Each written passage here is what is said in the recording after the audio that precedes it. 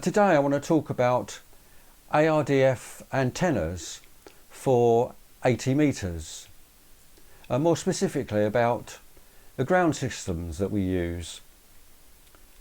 So any antenna used for ARDF purposes on 80 metres is going to be a massive compromise at this low frequency and be rather inefficient. Typically one will use a 6 metre to 8 metres, 10 metres maybe, of wire which is hung from a tree branch, and then we'll use a counterpoise wire of the same length. Myself, I use a 6 metre wire and counterpoise for slightly easier deployment. Now the problem with this setup is that it's very rare to get the opportunity to set out the counterpoise wire in a nice straight line and maintain good contact with the forest floor. Also, the counterpoise must be set out to avoid presenting a tripping hazard for the DFers.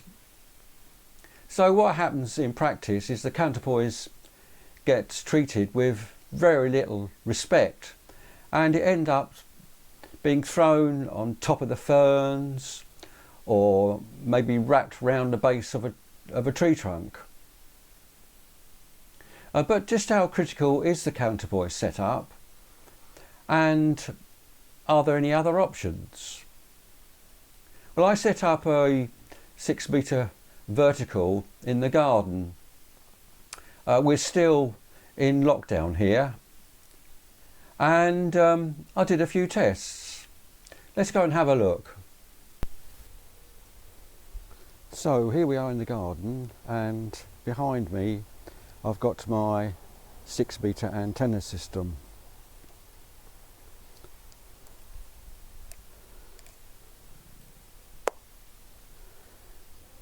So in this case the antenna is supported on a 6 metre roach pole. In practice, in a ARDF event, you would of course be hanging this from a tree branch. Now down at the feed point I've got the transmitter, of course, and we have an MFJ current meter.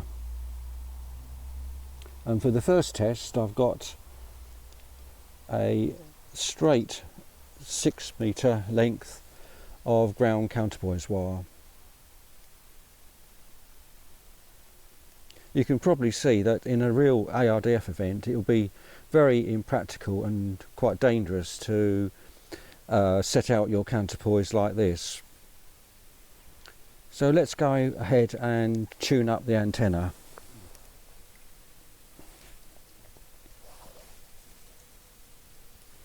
Switch the transmitter on.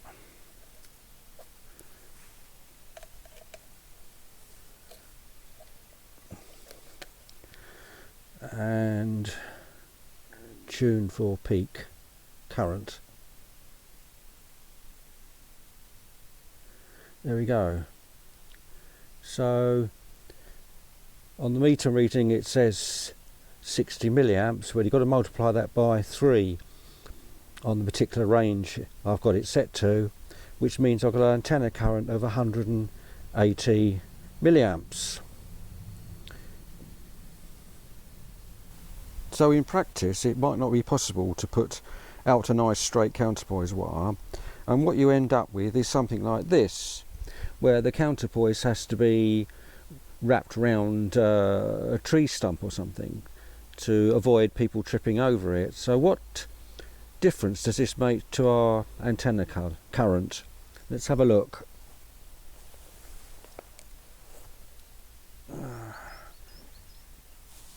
Switch on the transmitter again.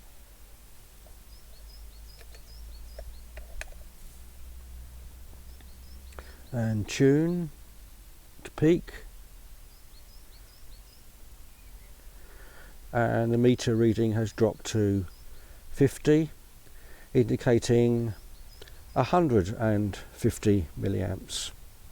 So maybe not quite as a bigger drop as you might expect for such a radical change in the deployment of the counterpoise wire.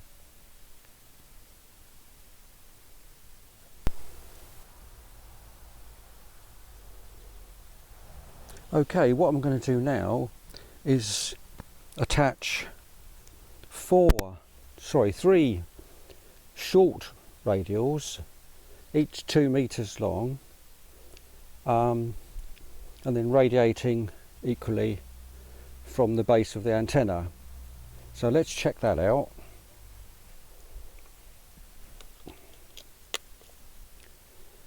And tune for maximum. And we've got 180 milliamps from that configuration. So if I add another 2 meter radial,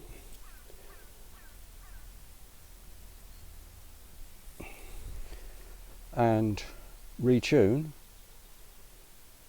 I'm up to 70, which is 210 milliamps.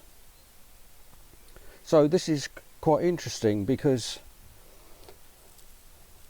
with the 3 2 meter radials, that's the same physical length as my standard 6 meter long straight counterpoise, and I'm getting more or less the same results. Okay, back in the shack now. So what we've seen from my rather simple and unscientific test is that the length of a continuous counterpoise is not frequency sensitive in the same way as the vertical radiating wire. What's more important is the accumulated length of ground wire, and that determines the effectiveness of the ground system. So I got more or less the same antenna current measurements using a single 6 meter counterpoise compared to 3 shorter lengths of 2 meters, you know, set out in a nice radiating pattern. I suspect that it would be easier to deploy the radial system using the shorter lengths, because you'd be able to achieve a much more organised setup and therefore get you know, a better ground contact. I think I'll try that in future events, whenever that will be, when this lockdown eventually gets lifted, of course. Until then, stay safe. Bye for now.